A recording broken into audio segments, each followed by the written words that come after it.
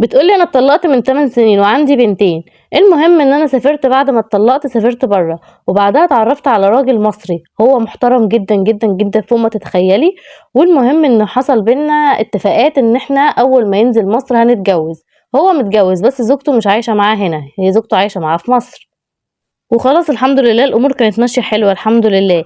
بعد كده لما نزلنا اجازه انا وهو علشان خلاص بقى هنتجوز، بعدها قفل تليفونه وما كانش بيرد عليا خالص، ولما بعت له ما يردش عليا ويعمل سين للرسايل وما يردش.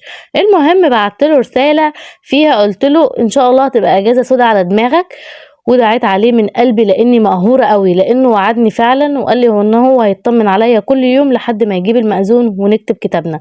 وبعد كده لما نزل عرفت من صاحبه إن عربيته ولعت لوحدها والله العظيم، وبعدها اتحبس أسبوعين تبع أمن الدولة.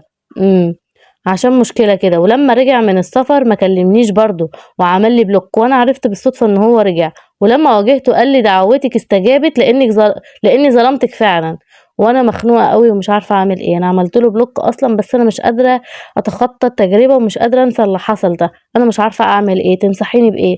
لأ صلّي على النبي في قلبِك كده يا شيخة، أنصحِك إيه بس قولي لي كده، أنا خايفة أنصحِك والله ما تعجبكيش النصيحة تدعي عليَّ، هو أنا ناقصة، أنا ناقصة دعا؟